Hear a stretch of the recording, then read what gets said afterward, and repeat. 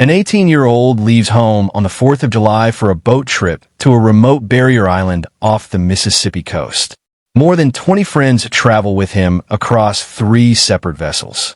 Music plays. Boats anchor near the shore. The day unfolds like countless other holiday gatherings along the Gulf. By nightfall, every boat has returned to the mainland. Every person except one. 2 days later, searchers locate the body of Nolan Xavier Wells face down in the water near the shoreline. Early statements from local authorities suggested the death appeared consistent with drowning and that foul play was not immediately suspected. The family, however, requested a second, independent examination. What followed raised a series of unanswered questions that continue to draw national attention. The independent pathologist reported that several internal neck structures had been retained by the original medical examiner and were therefore unavailable during the second examination.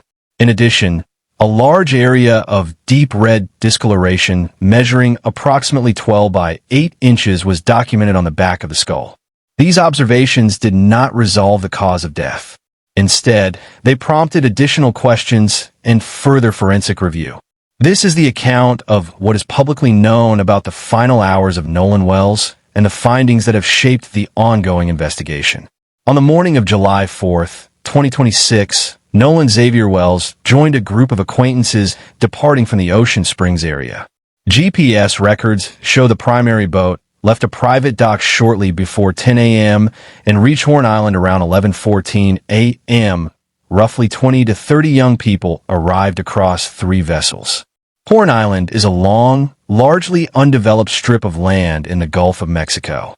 On holiday weekends, it draws boaters seeking open water and isolated beaches. Witnesses later described a typical gathering. People moving between boats and the shore, music playing, and continuous activity along the water's edge. Nolan was last seen by members of the group near the northwest portion of the island around 3 p.m. When a main boat prepared to leave at 4:31 p.m., he was not among those on board.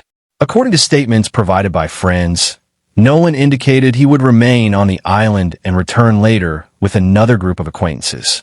That evening, Nolan's mother began checking his location through a shared tracking application. The phone registered on the mainland at a friend's residence. The device had returned with the group. Nolan had not.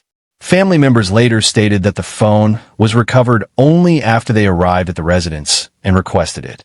The gap between the boat's departure from the island and the eventual recovery of the phone has become one of several points under continued examination. On the morning of July 6th, a National Park Service ranger discovered a body in the water near the northwest tip of Horn Island.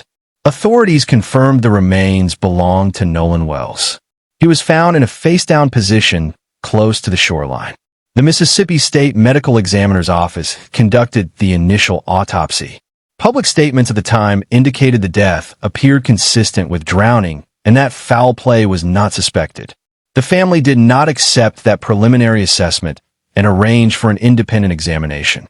Dr. Roger Mitchell Jr., the former chief medical examiner of Washington, D.C., performed the second autopsy on July 10th. In his preliminary report, he identified multiple limitations that restricted the scope of his evaluation.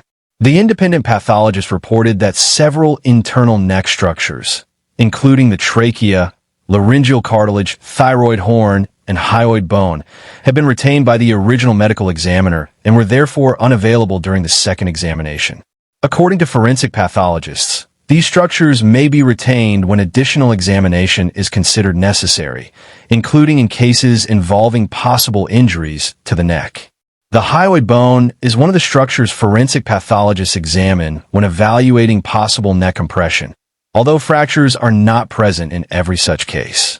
Without access to those structures, Dr. Mitchell stated that injury to the neck could not be ruled out as a possible contributor to the death. He also noted that the organs had already been dissected during the first autopsy, preventing direct observation of the airway and lungs for the presence of water and preventing examination of the stomach contents. A separate observation was recorded during the posterior dissection of the head. A focal area of deep red discoloration measuring approximately 12 by 8 inches was documented in the soft tissue overlying the occipital bone. Dr. Mitchell described the finding as inconclusive because of the degree of decomposition and stated that the cause of the discoloration could not be determined. No associated skull fractures or overlying lacerations were identified.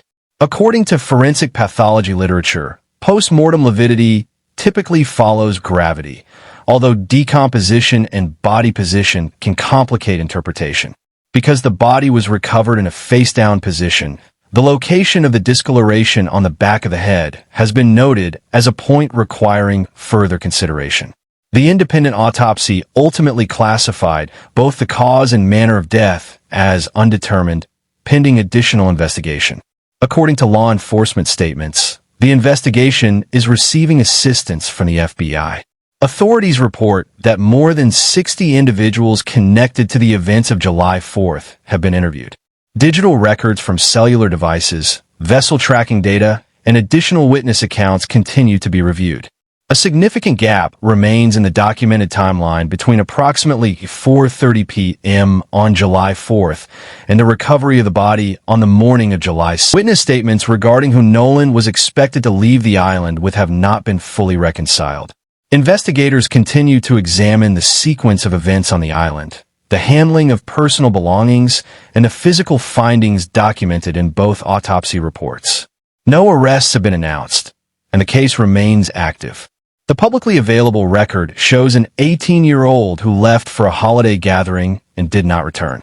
It shows a body recovered face down in the water 2 days later. It shows an initial assessment that pointed toward drowning and a subsequent independent examination that could not confirm or exclude certain possibilities because key structures were unavailable and because of the condition of the remains. The retained neck structures, the documented discoloration on the occipital region, and the incomplete timeline are among the elements still under review. As of the most recent official statements, both the cause and manner of Nolan Wells' death remain undetermined pending further investigation. What is your assessment of the reported findings? Do the autopsy observations raise additional questions that warrant continued examination, or do they appear consistent with the initial drowning assessment? Share your perspective in the comments. Every thoughtful response helps keep the discussion grounded in the available information. For verified updates as new official statements or forensic results are released, like this video, subscribe to the channel, and turn on notifications. We will continue to follow the publicly documented evidence and report developments as they are confirmed. Thank you for watching. We will see you in the next report.